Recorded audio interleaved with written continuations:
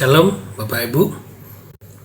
Baik, ini adalah video yang kedua tentang menilai zaman, dan masih akan ada banyak video-video yang lainnya yang akan saya paparkan tentang menilai tanda zaman.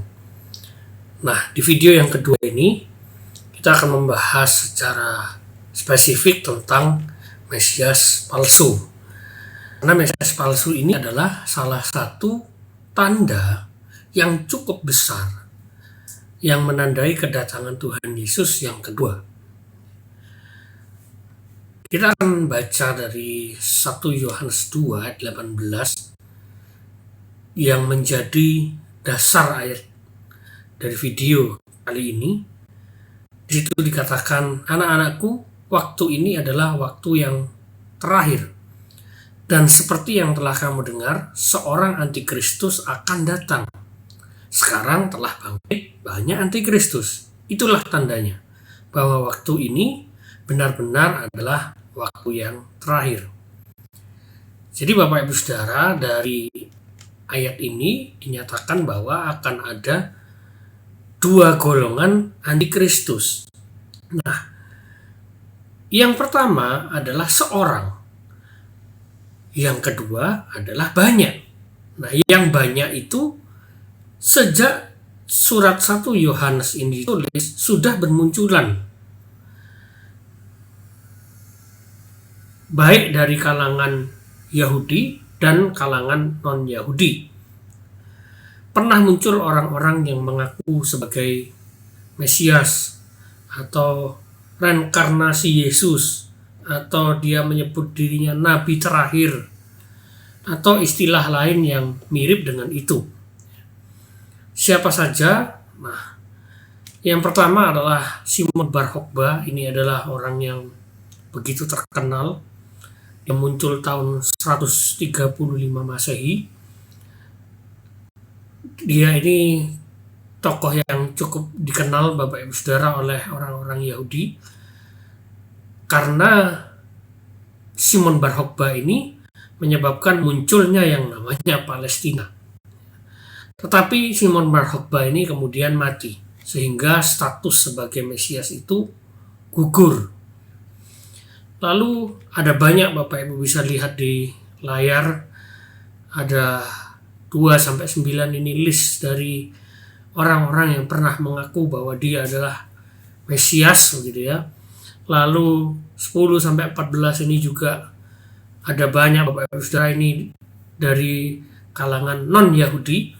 Yang nomor 14 yang namanya Sergei Torop ini, dia berpenampilan seperti Yesus, dan saya pernah baca kisahnya beberapa tahun yang lalu bahwa dia ini orang yang sangat baik dan membawa dampak begitu luar biasa di lingkungannya. Tidak ada kejahatan karena orang ini. Nah, yang ke-15 adalah yang cukup fenomenal, terutama di kalangan orang-orang Yahudi, Bapak Ibu Saudara, yang bernama Menahem Mendel Schneerson.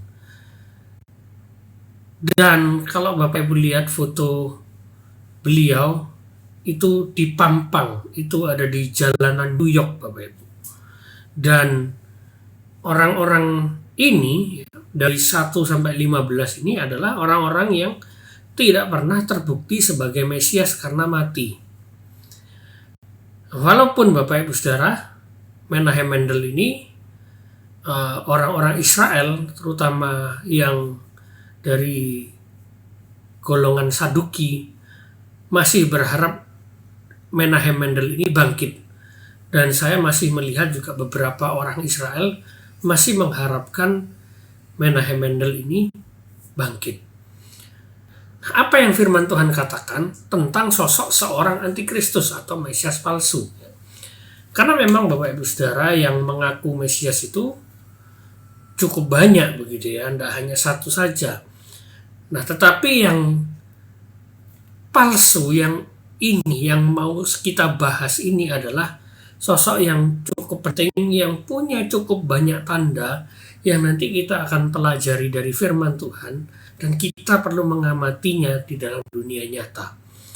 Nah, Bapak Ibu Saudara, Mesias itu yang palsu ini adalah seorang dikatakan.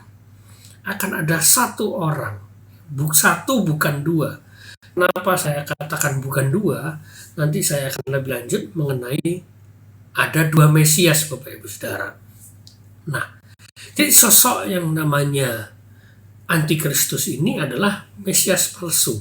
Dan itu adalah satu orang. Nah, kalau kita baca di ayat yang ke-19 itu dikatakan memang mereka berasal dari antara kita.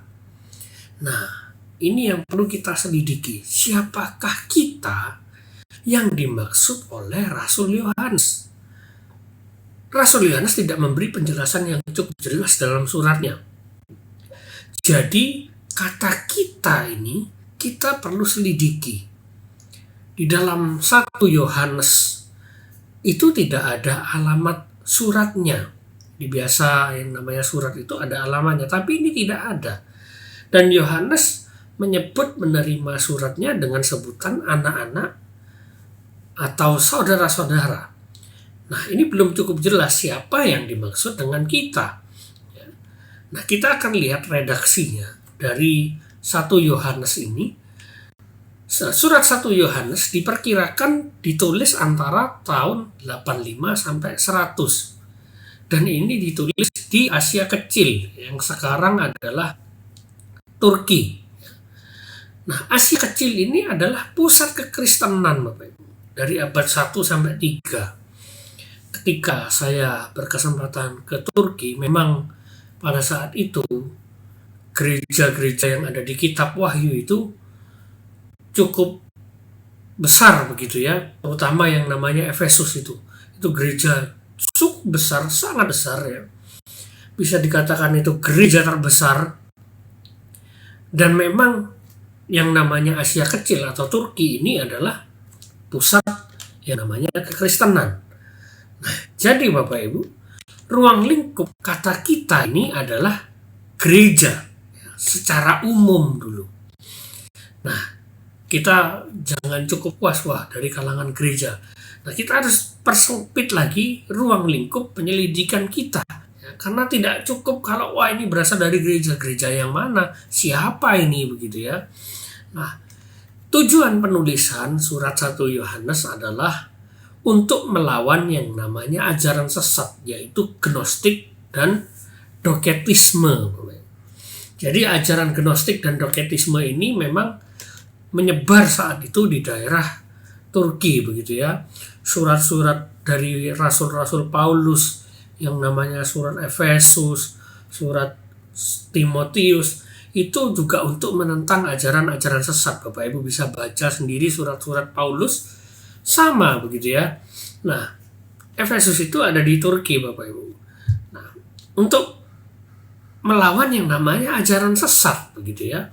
Nah, apa yang diajarkan oleh Gnostik dan Doketisme ini adalah menyangkal yang namanya Yesus Kristus sebagai Mesias, Bapak Ibu Saudara. Nah, jadi ini bisa cukup membantu untuk kita mempersempit yang namanya penyelidikan kita. Nah, jadi pertanyaan adalah siapa yang bisa, yang berani, yang punya kompetensi dan punya legitimasi untuk menyangkal yang namanya kemesiasan Yesus. Apakah orang Asia Kecil? Apakah gereja? Apakah pengikut para rasul? Jawabannya adalah tidak mungkin Bapak Ibu. Mengapa? Karena pada saat itu belum ada yang namanya konsili gereja. Atau bisa dikatakan sinode gereja itu belum ada. Lalu orang Asia Kecil atau bisa dikatakan jemaat Kristen yang ada di Turki, mereka juga tidak punya begitu cukup kekuatan begitu ya untuk mengatakan ini antikristus begitu ya. Nah, lalu siapa yang paling memungkinkan dan punya sejarah di dalam Alkitab adalah orang Yahudi yang pernah menolak yang namanya kemesiasan Yesus, Bapak Ibu. Bahkan sampai hari ini mereka masih menolak. Dan saya hampir setiap hari Bapak melihat sosial media orang Israel, melihat apa yang dipaparkan oleh rabi-rabi Israel tentang Mesias. Dan hari-hari ini memang kekristenan sedang digempur oleh mereka. Nah, jadi pada saat video ini dibuat, sebenarnya pembahasan tentang Mesias palsu ini sudah ketinggalan Bapak Ibu, karena saya sudah membahas ini sejak bulan Juni tahun 2024. Tapi tidak apa-apa, kita tetap perlu belajar ini supaya kita benar-benar mengerti. Jadi hari-hari ini memang kekristenan dibantai habis oleh orang-orang Yahudi. Ya, di sosial media saya banyak melihat, terutama sosial medianya orang-orang Israel, Bapak Ibu Saudara. Nah, mereka masih menyangkal kemesiasan Yesus. Dari zaman Tuhan Yesus ada sampai hari ini mereka masih menyangkal, dan mereka paling berani, ya. Bukan agama Islam, ya. Karena Islam itu ya sebenarnya tidak masuk hitungan gitu ya Bapak Ibu, untuk jadi tanda begitu ya untuk kedatangan Tuhan. Karena tanda kedatangan Tuhan pasti hubungannya dengan yang namanya orang-orang Yahudi, ya. Makanya Bapak Ibu Saudara, yang namanya Israel sebagai bangsa pilihan itu tidak pernah gugur, sehingga Yesus Kristus pun lahir dari rahim Israel, Bapak Ibu Saudara. Ini begitu penting, ya. Status Israel sebagai bangsa pilihan itu tidak bisa digugurkan oleh siapapun, karena Allah itu punya janji yang kekal dengan yang namanya Israel, atau bisa dikatakan bangsa Yahudi, ya. Nah, makanya tanda-tanda kedatangan yang kedua itu cukup kita melihat dari yang namanya Israel. Nah, Alkitab juga mengatakan cukup jelas dalam Yohanes 4 ayat 22. Di situ dikatakan di bagian terakhir, sebab keselamatan datang dari bangsa Yahudi. Memang konteks ini adalah menceritakan tentang Tuhan Yesus, kedatangan yang pertama. Tetapi Bapak Ibu Saudara, keselamatan itu juga berbicara tentang kedatangan Tuhan Yesus yang kedua, Bapak Ibu Saudara. Jadi nggak hanya datang yang pertama, tapi yang kedua juga. Karena kalau Tuhan Yesus hanya datang yang pertama, lalu yang kedua tidak datang, ya percuma juga begitu ya. Apa artinya begitu ya? Nggak ada yang namanya keselamatan, ya.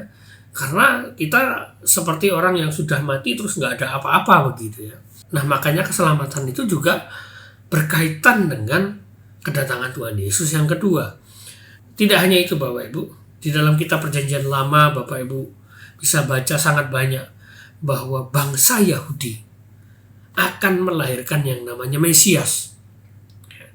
Makanya Tuhan itu begitu ketat, ya, dengan yang namanya bangsa Israel di zaman Perjanjian Lama. Bangsa Israel begitu diatur sama Tuhan. Tata cara ibadahnya, penampilannya, apa yang mereka makan diatur. Kenapa? Supaya Mesias itu lahir dari Israel, Bapak Ibu, dari terutama keturunan Daud. Makanya di dalam Perjanjian Baru setelah Tuhan Yesus ada, yang misalnya saja makanan haram itu sudah tidak berlaku lagi. Kenapa? Karena Mesias sudah lahir, misi Allah sudah selesai begitu ya. Jadi bukan karena kita Perjanjian Lama dan Perjanjian Baru itu beda, bukan ya. Karena misinya sudah selesai, Yesus sudah lahir gitu ya. Makanya di dalam Perjanjian Baru semua makanan halal gitu ya. Itu salah satu saja.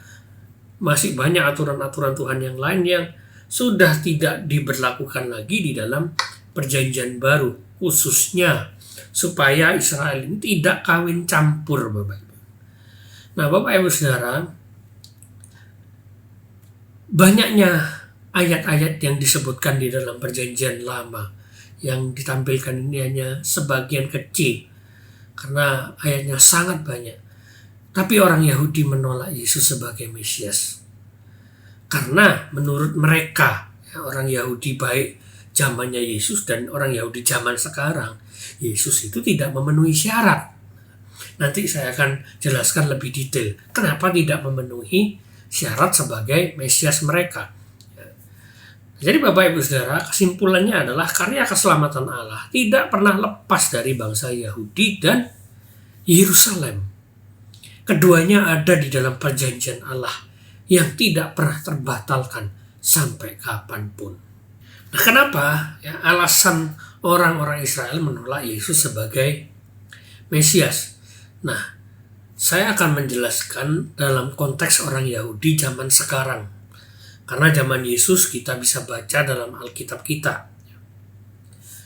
Kenapa?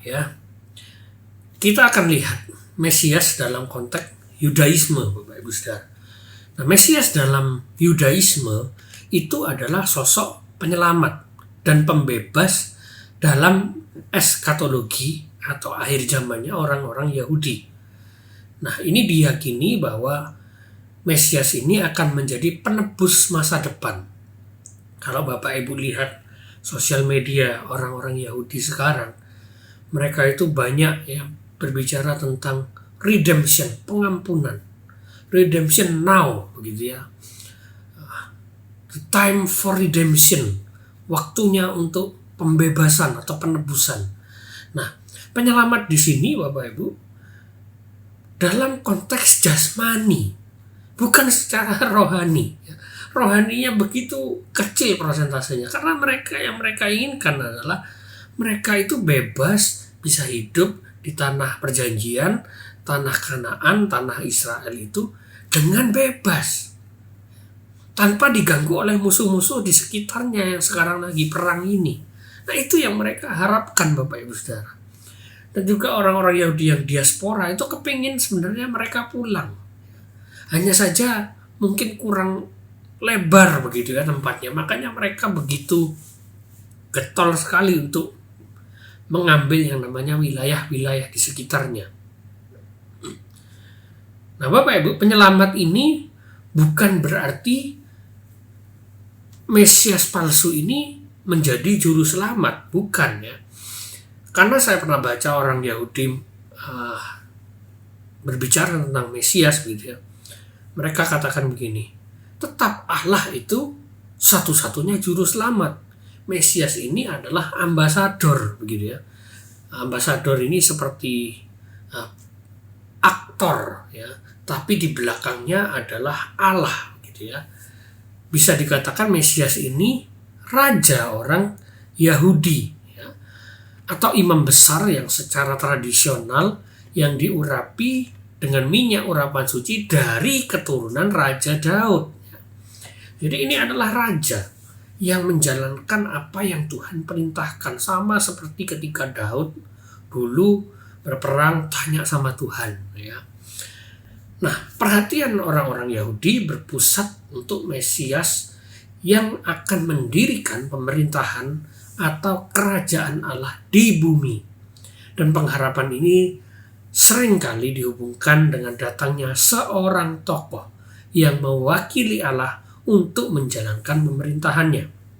Nah, Mesias ini sering disebut sebagai Raja Mesias atau dalam bahasa Ibraninya Melek Masiah atau dalam bahasa Aram Malka Mesiha gitu ya.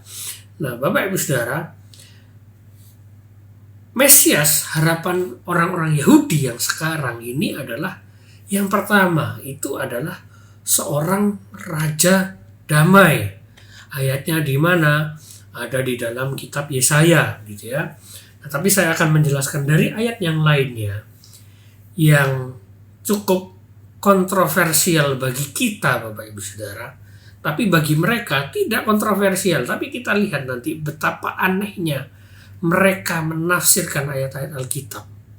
Perlu Bapak Ibu ketahui, ayat ini saya ambil karena ayat inilah yang dijadikan rujukan oleh rabi-rabi Israel untuk menentukan Mesias mereka yang akan muncul. Dari Sakaria 9 ayat 9 demikian firman Tuhan, bersolaklah dengan nyaring, hai putri Sion.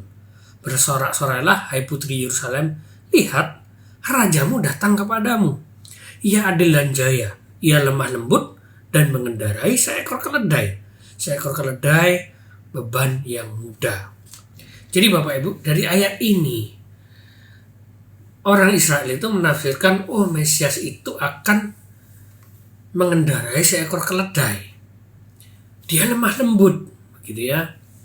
Nah, tapi Bapak Ibu Saudara, harapan orang Yahudi itu juga Mesias itu adalah raja peperangan, gitu ya. Dari mana ayatnya? Dari Zakaria 14 ayat 2. Sekali lagi ayat ini saya ambil dari rabi-rabi Israel. Di situ dikatakan, aku akan mengumpulkan segala bangsa untuk memerangi Yerusalem. Kota itu akan direbut, rumah-rumah akan dirampoki, dan perempuan-perempuan akan ditiduri. Setengah dari penduduk kota itu harus pergi ke dalam pembuangan, tetapi selebihnya dan bangsa itu tidak akan dilenyapkan dari kota itu. Nah, ayat 3. Kemudian Tuhan akan maju berperang melawan bangsa-bangsa itu seperti ia berperang pada hari pertempuran, Bapak Ibu Saudara.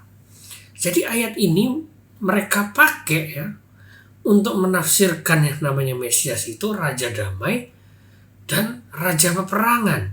Nah, ayat 4 Bapak Ibu Saudara. Ini yang cukup penting Bapak Ibu Saudara.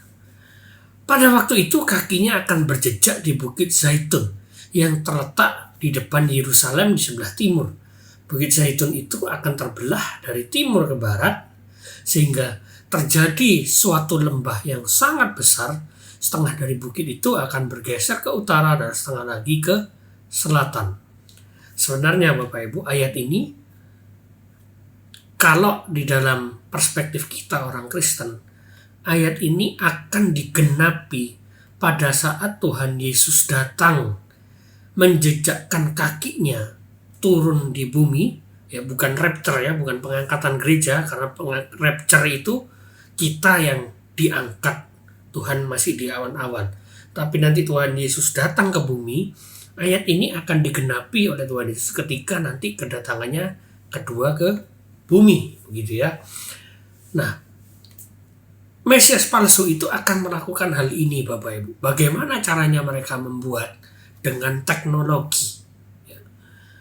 Saya sudah lihat banyak orang Israel, rabi-rabi dan orang-orang Israel Bapak Ibu. Mereka mengatakan demikian. Ketika Mesias itu datang, Mesias itu akan mengubah tatanan dunia ini dengan sangat cepat. Tatanan dunia akan diubah menjadi one world order. Dan mungkin di video-video berikutnya saya akan tampilkan bagaimana one world order itu. Karena mereka sudah bikin peta, saya punya petanya. Bagaimana mereka mendesain dunia supaya bisa one world order. Dan mereka mengatakan dengan menggunakan teknologi. Karena kita semua tahu teknologi itu semua buatan Israel Bapak Ibu. Tidak ada buatan orang lain. Founding fathernya teknologi itu Israel. Yang paling maju teknologinya Israel. Tidak ada negara lain Bapak Ibu. Kita bisa bilang, wah sekarang Cina bersaing dengan teknologi. Nah Bapak Ibu, Cina itu yang menjalankan itu orang Yahudi Bapak Ibu. Saya juga beberapa minggu lalu baru tahu Bapak Ibu. Nanti di video yang lainnya saya akan munculkan buktinya gitu ya. Karena memang orang Yahudi itu ketika diaspora mereka itu di mana-mana ya. Dan mereka punya kekuatan yang cukup kuat untuk menjalankan dunia ini Bapak Ibu. Rusia, Cina, Amerika, Australia, Hungaria, Argentina, banyak Bapak Ibu negara-negara itu. Rata-rata negara-negara yang punya kemajuan di bidang ekonomi, kemajuan di bidang teknologi, itu kebanyakan orang Israel ada di belakangnya. Tidak di blow up, di berita Bapak Ibu. Bapak Ibu harus lihat di dalam media orang Israel. Karena saya nemunya juga di dalam medianya orang Israel Bapak Ibu. Nah kita kembali. Jadi Mesias harapan Yahudi itu ada 2 orang. Kenapa demikian? Karena Raja Damai itu mengendarai keledai. Sedangkan raja peperangan itu harus mengendarai kuda. Nggak bisa orang perang naik keledai, Bapak Ibu. Kalau orang perang naik keledai, dia pasti kalah duluan. Dan itu namanya bunuh diri, begitu ya. Makanya tafsiran orang Yahudi tentang Mesias itu ada dua, Bapak Ibu. Nah, walaupun ya, beberapa bulan yang lalu saya lihat ada selentingan, ya sedikit lah, cukup minor suaranya orang Yahudi mereka tanya, mungkinkah hanya ada satu Mesias? Setelah itu beberapa minggu, beberapa hari yang lalu saya lihat tidak pernah ada lagi orang Yahudi yang bertanya demikian. Karena mereka percaya dua, ya, Mesias itu harus dua orang, ya. Nah, gimana ceritanya kok bisa dua orang? Nah, lihat ya, betapa anehnya Mesias Yahudi sekarang. Kok bisa-bisanya ada dua? Memang pernah terjadi. Kerajaan Israel itu terpecah jadi dua setelah Salomo. Tapi lihat, apa yang terjadi ketika kerajaan Israel pecah jadi dua? Bangsa Israel akan ditawan oleh Babel lah, oleh manalah itu di dalam perjanjian lama, Bapak Ibu Saudara, bisa baca sendiri. Hancur, Bapak Ibu Saudara. Tapi ketika Raja Israel itu hanya satu, lihat Daud, lihat Salomo, lihat Saul, wah begitu hebatnya Israel ditakuti di dunia. Tapi ketika kerajaan ini pecah, tidak karu-karuan, Bapak Ibu Saudara. Lihat, mereka tidak belajar, mereka mendinai, mereka menolak kebenaran firman Tuhan yang sebenarnya kedua sosok ini tergenapi di dalam sosok Yesus Kristus. Mereka menolak itu, sehingga mereka bisa nafsirkan ngawur-ngawur, ya suka-suka mereka. Mau dua, mau tiga, terserah mereka. Namanya saja Mesias palsu. Nah, kita tidak usah bingung ya, karena kita percaya Mesias siapa ya? Yesus Kristus, selesai. Nah, hari ini kita belajar gitu ya, supaya kita benar-benar mengerti ya. Karena kita ini juga sebenarnya sekte Yahudi, Kristen itu sekte Yahudi begitu ya. Perlu kita ketahui karena ini tanda yang cukup besar, Bapak Ibu Saudara. Nah, ayat mesianik yang ditolak orang Yahudi. Nah, karena lagi-lagi tergenapi dalam sosok Yesus, Bapak Ibu Saudara. Mana ayatnya? Yesaya 52 ayat 13 sampai Yesaya 53 ayat 12. Ayat ini awalnya tidak bermasalah. Tidak bermasalah, Bapak Ibu Saudara. Ketika zaman Tuhan Yesus, wah ayat ini dibaca dan tidak pernah bermasalah oleh para rabi-rabi. Tapi kemudian jadi polemik, Bapak Ibu. Ayat ini jadi pertentangan antara rabi-rabi Israel. Wah, ini jangan-jangan Yesus ini. Yang satunya bilang tidak mungkin, karena mereka menolak, terutama rabi-rabi Israel yang namanya Rambam ini. Wah, ini nolak bener-bener. Tidak mungkin begitu ya. Nah, akhirnya apa? Bagusnya di Israel itu karena ketika ada pertentangan para rabi, ya sudah kita cari jalan tengahnya. Jalan tengahnya apa? Ayat ini tidak boleh dibaca di sinagoga. Sampai hari ini ayat ini mereka tolak, Bapak. Mereka tidak mau baca. Ketika ditanya, mereka akan diem. Tanya aja para rabi begitu ya. Rabi-rabi akan, wah, dengan akal-akalannya begitu ya. Tidak tahu bagaimana ceritanya. Ayat ini sampai bisa ditolak dan tidak boleh dibaca. Gimana bunyi ayatnya? Nah, di dalam Yesaya 52 ayat 13 begini bunyinya. Sesungguhnya hambaku akan berhasil, ia akan ditinggikan, disanjung, dan dimuliakan. Ayat 14, sebab banyak orang akan tertegun melihat dia. Begitu buruk rupanya. Nah, begitu buruk rupanya ini mereka tolak, Bapak Ibu. Kenapa? Orang Israel bilang begini, Mesias itu tidak mungkin buruk rupa. Masa Mesias itu buruk rupa? Tidak mungkin lah. Lalu lebih parah lagi dikatakan, bukan seperti manusia. Dan tampaknya bukan seperti anak manusia lagi. Gitu ya. Jadi mereka nolak ini, wah tidak mungkin ini. Dan ini tergenapi di dalam Tuhan Yesus ketika disalib, Bapak Ibu Saudara. Mukanya hancur begitu ya. Mukanya hancur. Nah, itulah makanya mereka menolak. Lanjut. Demikianlah ia akan membuat tercengang banyak bangsa. Raja-raja akan mengatukkan mulutnya melihat dia. Lihat hari-hari ini, mereka tidak mau, gitu ya. Mereka menolak yang namanya Yesus Kristus. Lalu dikatakan apa? Sebab apa yang tidak diceritakan kepada mereka akan mereka lihat, dan apa yang tidak mereka dengar akan mereka pahami. Nah, ini benar-benar terjadi, Bapak Ibu. Mereka melihat Yesus Kristus, tapi mereka tidak mengerti sama sekali. Mereka tidak paham. Mereka nolak, gitu ya, karena kebebalan hatinya. Lalu Yesaya 53 ayat 2. Ia tidak tampan. Nah, ini juga ditolak. Tidak mungkin Mesias itu tampan.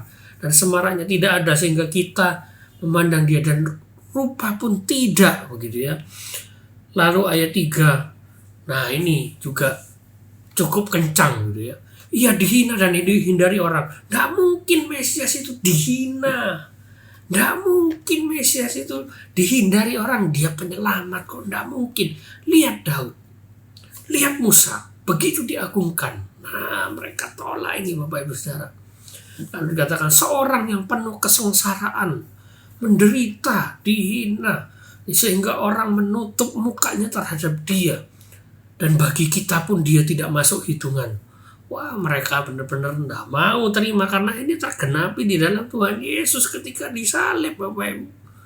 Benar-benar tergenapi. Nah, ayat 4. Padahal kita mengira dia kena tulah. Nah, masa Mesias itu kena tulah? Masa dipukul dan ditindas Allah? Tidak mungkin. Ya. Dan kenyataannya Tuhan Yesus menggenapi. Ya. Hukuman kita lah yang ditanggungnya. Gitu ya. Hukuman Allah atas manusia ditanggung Tuhan Yesus. Gitu ya. Ayat 5. Dia tertikam oleh karena pemberontakan kita. Dia diremukkan oleh karena kejahatan kita. Nah, ini mereka tidak bisa terima. Tuhan telah menimpakan kepadanya kejahatan kita. Nah, dan seterusnya Bapak Ibu. Bisa baca sendiri. Dan saya katakan ayat-ayat ini tergenapi di dalam sosok Yesus Kristus, Bapak Ibu. Nah, Mesias harapan Yahudi itu ada dua. Yang namanya Mosiah ben Yosef. Dan Mosiah ben David. Ada dua, Bapak Ibu. Nah, gimana konsep dua Mesias ini? Nah, ada berbagai macam versi, Bapak Ibu, tentang kemunculan yang namanya Mosiah ben Yosef dan Mosiah ben David. Hari ini masih perdebatan. Mana yang benar? Saya juga tidak tahu. Saya masih menunggu, saya masih mengamati apa yang dikatakan oleh orang-orang Israel. Yang pertama, orang-orang Israel itu mengatakan, oh, Mosiah ben David dan Mosiah ben Yosef itu keduanya muncul bersamaan. Dua-duanya akan muncul bersamaan. Siapa ini? Begitu ya. Nah, beberapa orang Yahudi mengatakan Mosiah ben Yosef itu adalah Perdana Menteri Israel sekarang, Benjamin Netanyahu. Dan Mosiah ben David itu adalah Donald Trump, Bapak Ibu Saudara. Karena dua orang ini cukup berjasa, begitu ya. Karena memang dua-duanya punya peran yang berbeda, Bapak Ibu Saudara. Nah, apa perannya? Bapak Ibu bisa melihat video di YouTube-nya Ibu Rita Wahyu. Dia menjelaskan tentang Mosiah ben Yosef dan Mosiah ben David dengan cukup jelas. Saya sudah lihat videonya Ibu Rita Wahyu dan saya memiliki pandangan yang sama dengan beliau. Saya sudah pernah jelaskan di gereja lokal saya ketika PA, begitu ya.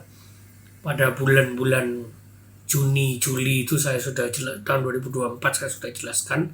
Nah, Ibu Rita Wahyu baru keluar videonya bulan, kalau tidak salah bulan November atau Desember tahun 2024. Nah, biar video ini juga tidak terlalu panjang, sebenarnya saya malas bikin video lagi, Bapak Ibu Saudara, karena sudah ada orang lain yang bikin. Bapak Ibu bisa lihat, itu aman dan penjelasannya cukup sama dengan saya. Nah, dua Mesias ini berbeda, Bapak Ibu Saudara. Beda peran. Ben Yosef ini, mereka katakan Ben Yosef ini akan membuka jalan seperti Yohanes Pembaptis membuka jalan bagi Yesus. Nah, itulah perannya Netanyahu, Bapak Ibu Saudara. Dan Moshiach ben Yosef ini pasti akan dipenjara dan mati, Bapak Ibu. Jadi mereka itu menubuatkan, wah nanti Netanyahu ini pasti dipenjara dan mati, gitu ya. Apakah akan terjadi? Saya juga tidak tahu. Karena Moshiach ben Yosef masih perdebatan. Belum tentu Benjamin Netanyahu, Bapak Ibu Saudara. Nah, Moshiach ben David apakah pasti Donald Trump? Belum tentu juga, begitu ya. Karena masih perdebatan, Bapak Ibu Saudara. Memang ada banyak foto-foto beredar Donald Trump dimahkotai, begitu ya, seakan-akan diurapi oleh orang-orang Yahudi menjadi Mesias, begitu. Tapi masih perdebatan, Bapak Ibu Saudara. Karena tidak semua orang bisa terima Donald Trump dan tidak semua orang bisa terima Netanyahu, gitu ya. Terutama yang ultra ortodok itu mereka tidak suka sebenarnya dengan yang namanya perang, gitu ya. Cuman mereka suaranya cukup kecil, gitu. Masih belum jelas ya siapa ini, gitu ya.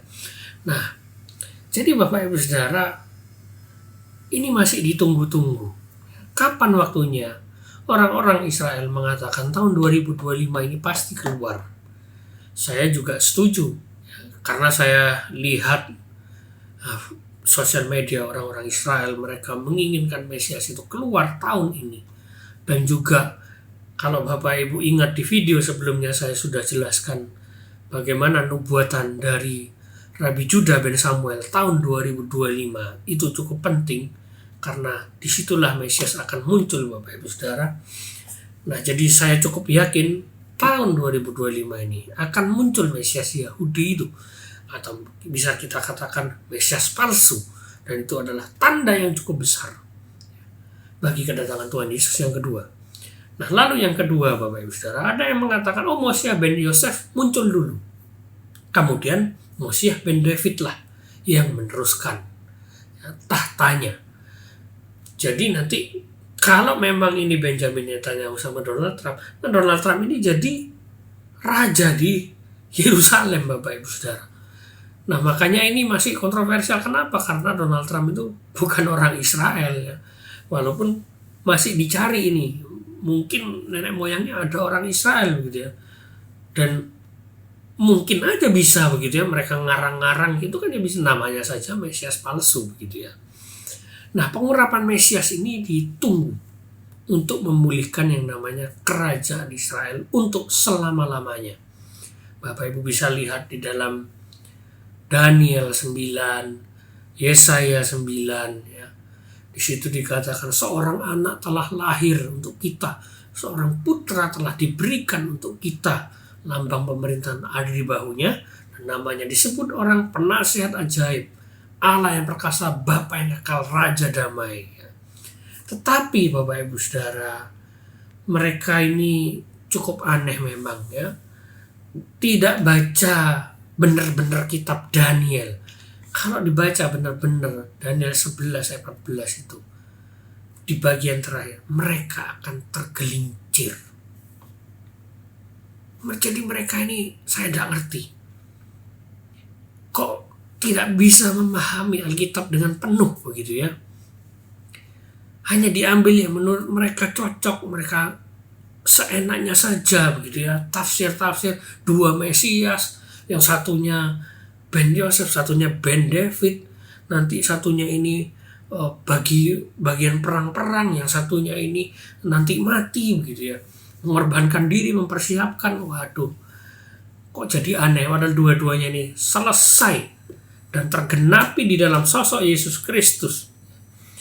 Tuhan Yesus makanya ben Yosef, bukan Yosef suami Maria gitu ya, Yosef tapi anaknya Yakub begitu ya.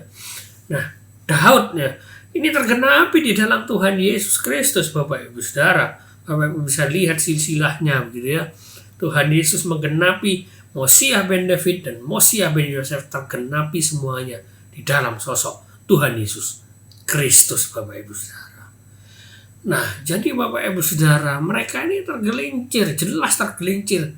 Mereka katakan dua, padahal 1 Yohanes 2 mengatakan seorang, gitu ya, seorang antikristus, gitu ya. Jadi makanya suara yang cukup kencang sekarang ini di orang-orang Israel, Mesias itu akan muncul tidak bersamaan, tetapi Ben Yosef dulu, kemudian Ben David. Yang cukup kencang itu Bapak Ibu Saudara. Mungkin mereka ngerti ya, wah orang-orang Kristen mengatakan seorang antikristus, makanya mereka bikin dua Bapak Ibu Saudara. Ya, entahlah gimana mereka akal-akalannya, kita amati saja Bapak Ibu Saudara. Nah, apa yang dilakukan oleh seorang antikristus atau Mesias palsu ini?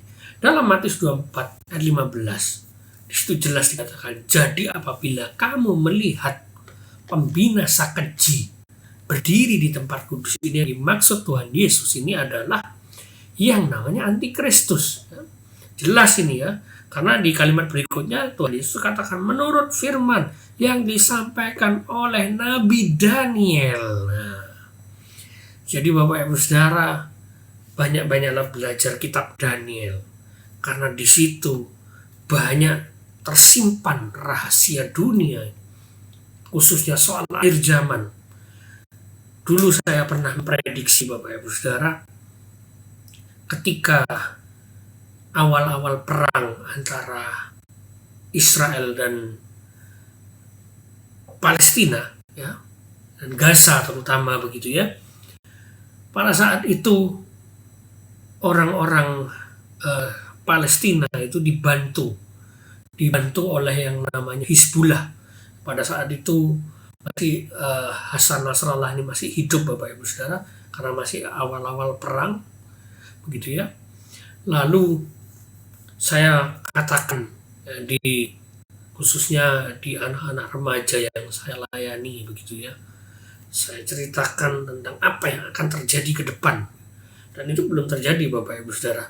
Saya katakan begini, nanti yang namanya Lebanon, saya tidak sebut secara spesifik Hizbullah gitu ya, nggak ada bedanya Hizbullah itu ya di Lebanon Bapak Ibu Saudara. Lebanon itu akan menuduh Siprus begitu ya, menggunakan yang namanya membantu Israel. Nah, saya katakan Siprus ini negara yang cukup kecil, ada di sebelah timurnya Israel gitu ya. Siprus itu di dalam kitab Daniel mereka membantu dengan kapal Bapak Ibu Saudara. Tidak lama Bapak Ibu Saudara setelah saya ngomong gitu, muncul berita Bapak Ibu Saudara, Hizbullah menuduh Siprus bahwa bandaranya Siprus dipakai oleh angkatan udaranya Israel untuk menyerang Gaza begitu ya, untuk menyerang Hizbullah juga begitu ya. Wah, itu terjadi benar-benar Bapak Ibu Saudara, karena saya baca kitab Daniel.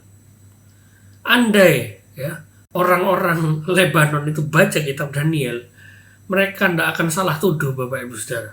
Makanya mereka hancur sekarang ya. Kenapa? Karena mereka tidak ngerti firman Tuhan begitu ya.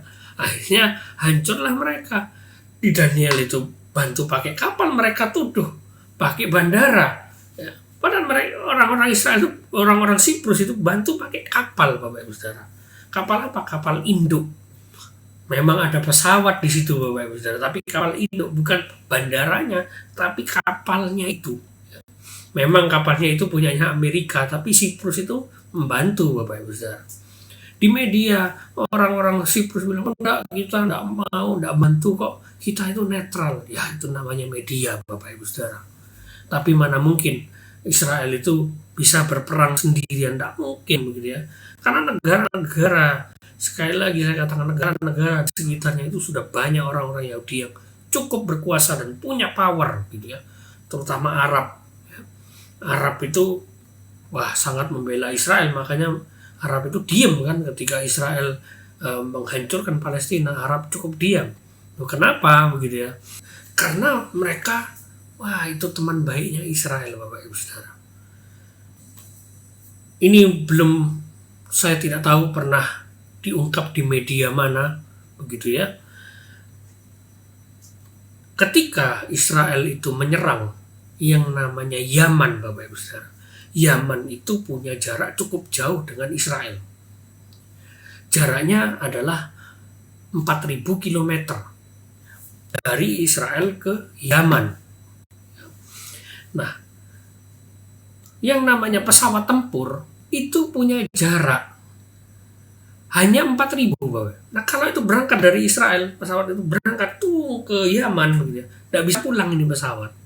Jadi pesawat itu harus berangkat dari jarak 2.000 supaya bisa pulang pergi. Totalnya 4.000. Dari mana? Dari Arab. Nggak bisa dari Israel, Bapak Ibu Saudara. Itu salah satu bukti bahwa Arab itu membantu yang namanya Israel untuk mengebom yang namanya Yaman, atau bisa dikatakan Houthi, begitu ya. Yaman itu Houthi. Kembali ke sini, Bapak Ibu Saudara. Nah, jadi perang ini cukup jelas, Bapak Ibu Saudara. Tuhan Yesus bilang pembinasa keji, ya. Nah, memang perang sekarang ini lihat betapa kejinya orang-orang Israel. Ya. Jadi jangan senang kita, wah Israel menang, God bless Israel. Wah, ini saya suka jengkel kadang-kadang lihat, terutama orang-orang Indonesia ya, banyak yang seperti itu. Padahal jahat mereka itu. Di video yang sebelumnya saya sudah sampaikan betapa jahatnya mereka. Orang sudah tidak berdaya, itu ditangkap saja sudah mungkin mati ya, yang namanya Yasin Nuar itu. Wah, itu sudah, aduh, tidak berdaya, cuma bisa melempar kayu. Itu ditangkap, tapi mayatnya hancur, Bapak Ibu Saudara. Jahat sekali. Ya. Jadi tepat sekali Tuhan Yesus bilang ini pembinasa keji. Ya. Inilah Bapak Ibu Saudara, perang hari ini bukan perang biasa. Di media dikatakan itu bukan perang agama, itu perang politik. Itu omong kosong semua, Bapak Ibu Saudara. Bukan perang politik. Ya. Perang apa itu? Ya. Nanti di video berikutnya saya akan jelaskan mengenai perang ini. Jadi Bapak Ibu Saudara, siapa yang jadi korban ya dengan adanya perang-perang ini? Lagi-lagi korbannya itu adalah gereja. Gereja itu sangat jadi korban, Bapak Ibu Saudara. Ketika Israel menyerang yang namanya Palestina atau Gaza, di Gaza itu banyak orang Kristen, Bapak Ibu Saudara. Yang jadi korban orang Kristen di Palestina. Tapi Bapak Ibu Saudara, orang Kristen di Israel juga jadi korban. Kenapa? Dituduh-tuduh, kamu bela Zionis, begitu ya. Di Indonesia juga sama. Wah, ini nih ya, anteknya Yahudi membela Israel, apalagi di media sosial, apalagi di berita-berita Indonesia yang memberitakan tentang Israel membombardir Gaza, membombardir Hizbullah. Wah, itu komentarnya orang Indonesia, puji Tuhan, God bless Israel. Wah, ini Bapak Ibu Saudara, yang menyebabkan gereja-gereja itu dibenci gitu ya, di Indonesia oleh orang-orang, dari saudara-saudara kita Muslim gitu. Kita dibenci karena dikira kita ini membela Israel gitu ya. Makanya kita jangan ikut-ikutan. Kalau ada orang seperti itu, tegur. Karena Israel yang sekarang bukan Israel yang dulu, Bapak Ibu Saudara. Mereka ini menolak Yesus begitu ya, dan begitu jahat, begitu bengis. Jadi jangan kita bela, jangan kita kutuk juga begitu ya, karena kita tidak boleh mengutuk siapapun. Siapa yang harus kita bela adalah kebenaran firman Tuhan. Nah, hancurnya Suriah juga sama, Bapak Ibu Saudara. Siapa yang jadi korban? Gereja, Bapak Ibu Saudara. Gereja Ortodoks Syria itu masih ada begitu ya. Dan gereja Ortodoks Syria ini punya pengaruh cukup besar, terutama untuk gereja-gereja di Indonesia, menyumbangkan pemikiran mereka, menyumbangkan yang namanya pemahaman mereka, tradisi dari rasul-rasul itu masih ada di gereja Ortodoks Syria. Dan ini hancur, Bapak Ibu Saudara. Ketika Bashar al-Assad pergi dari Syria, yang berkuasa siapa? Ekstremis Islam. Yang menangis siapa? Orang Kristen di sana, Bapak Ibu Saudara. Mereka nangis, tidak tahu harus mau gimana. Karena yang memegang negara mereka Islam garis keras, Bapak Ibu Saudara. Gereja di sana kapanpun bisa ditutup. Orang Kristen di sana kapanpun bisa dieksekusi. Jadi Bapak Ibu Saudara, perang ini bukan perang yang biasa. Hancurnya Suriah Itu pasti karena Israel, Bapak Ibu Saudara. Walaupun di media dibilang kita tidak ikut-ikut, itu di media, Bapak Ibu Saudara. Karena Israel itu begitu canggih. Nanti di video berikutnya saya akan jelaskan tentang perang ini. Jadi Bapak Ibu Saudara, karya keselamatan Allah memang Bapak Ibu Saudara tidak pernah lepas dari yang namanya Yahudi dan Yerusalem. Jelas ya, tanda-tanda kedatangan Tuhan yang kedua tidak bisa dilepaskan dari orang Yahudi dan kota Yerusalem, Bapak Ibu Saudara. Nanti di video-video berikutnya saya akan jelaskan tanda apa yang berkaitan dengan Yerusalem, begitu ya. Banyak Bapak Ibu Saudara. Saya berikan clue sedikit tentang bencana alam atau tanda-tanda alam seperti bulan menjadi merah, ya, menjadi merah darah. Itu harus dilihat di Yerusalem, Bapak Ibu Saudara. Karena bulan menjadi merah di Indonesia tidak ada artinya, begitu ya. Karena Yerusalem itu rumah Tuhan, Bapak Ibu Saudara. Makanya dua ini cukup sentral. Ya. Cuma ini tidak cukup. Kenapa? Karya keselamatan Allah itu tidak hanya dua Y, Yahudi, Yerusalem. Harus ada Yesus, Bapak Ibu Saudara. Jadi Bapak Ibu Saudara, Jesus is coming. Kita harus siap menyiapkan diri, menyiapkan siapapun keluarga kita yang kita sayang, yang kita kasihi. Injili mereka supaya mereka bertobat dan terima Yesus. Karena kedatangannya yang kedua akan segera terjadi. Tuhan Yesus memberkati.